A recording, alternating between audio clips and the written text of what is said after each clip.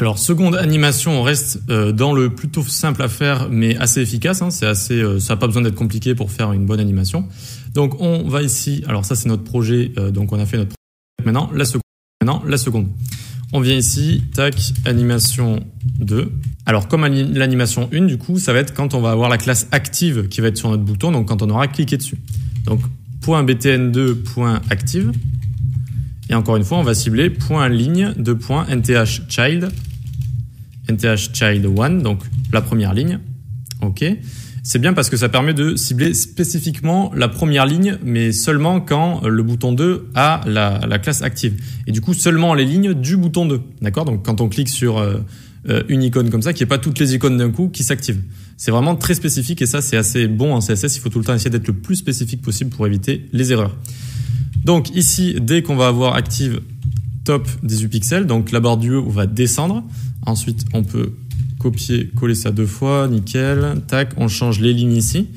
La seconde barre, quant à elle, elle va avoir une opacité de 0, elle va disparaître. Voilà. Et la troisième barre ici, elle va top 18 pixels, mais comme dit précédemment, du coup, ça va la faire remonter.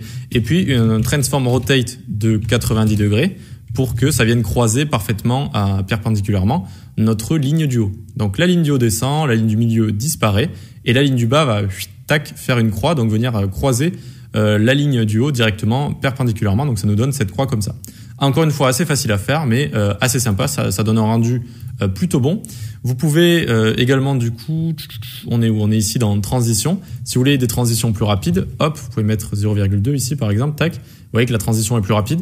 Bon, alors là, c'est peut-être un peu trop rapide, peut-être 0,3 comme ça, tac. Voilà, 0,3 c'est pas mal. OK?